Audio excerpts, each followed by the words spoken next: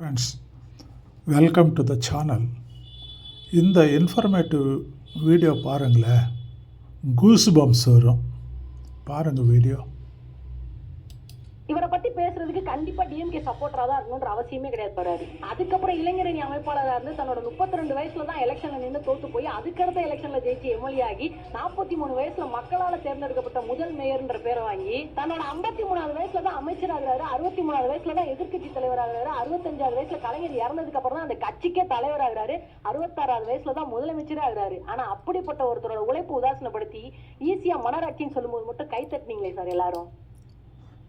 என்ன சொல்கிறாங்க கேட்டுங்கில்ல? That is